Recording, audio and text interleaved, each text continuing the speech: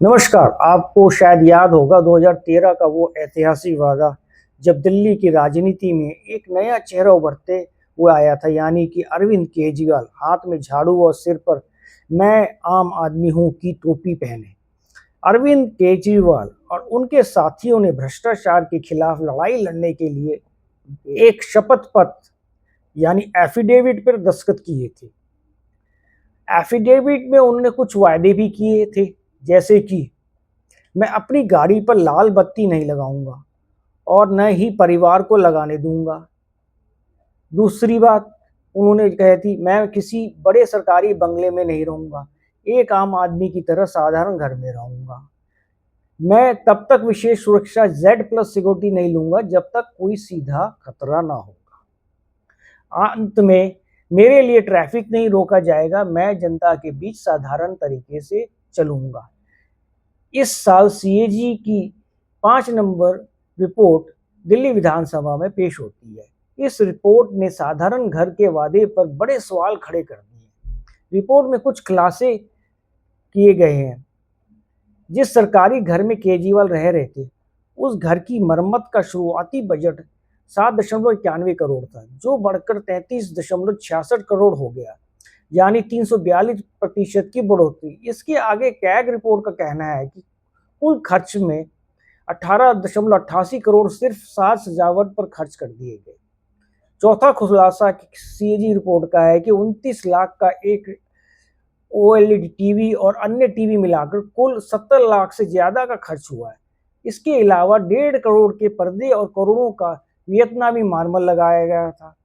खाने के लिए अलग लिफ्ट, जूकी और सोना इस घर में लगाया गया। लेकिन हर सिक्के के दो पहलू होते हैं। इस पूरे मामले पर पीडब्ल्यूडी और आपकी अपनी दलीलें हैं। पीडब्ल्यूडी का कहना है कि 6 नंबर फ्लैग स्टाफ रोड का जो बंगला 1942 में बना था, इतना पुराना होने की वजह से 2020 में मुख्यमंत्री के कमरे की छत गिर गई। पीडब्ल्यूडी का कहना था कि खाली पैच वर्क से काम नहीं चलने की वजह से इसे दोबारा बनाना ही सुरक्षा के लिए जरूरी था। आप वालों का तर्क है कि यह केजरीवाल का निजी घर नहीं, बल्कि मुख्यमंत्री का आधिकारिक निवास है, इसलिए यह सरकार की संपत्ति है जो भविष्य के मुख्यमंत्रियों के काम आएगी। उनका और कहना था कि एक मुख्यमंत्री की सुरक्षा के लिए आधुनिक तकनीकी और संचार व्यवस्था जरूरी है, जिसे लग्जरी नहीं कहा जाना चाहिए। आज दिल्ली की पीएसी यानी लोक लेखा समिति इस मामले की जांच कर रही है। सवाल सिर्फ पैसों का नहीं है, सवाल उस विचारधारा, लिखित वादों का है जिसके दम पर यह पार्टी सत्ता में आई थी। अब सवाल यह उठता है कि क्या पीडब्ल्यूडी ने टेंडर के नियमों को ताक पर रखकर एक ही ठेकेदार को करोड़ों का काम दिया? क्या बिना मंजूरी के पैसा खर्च करना फाइनेंशियल रूल्स का उल्लंघन है?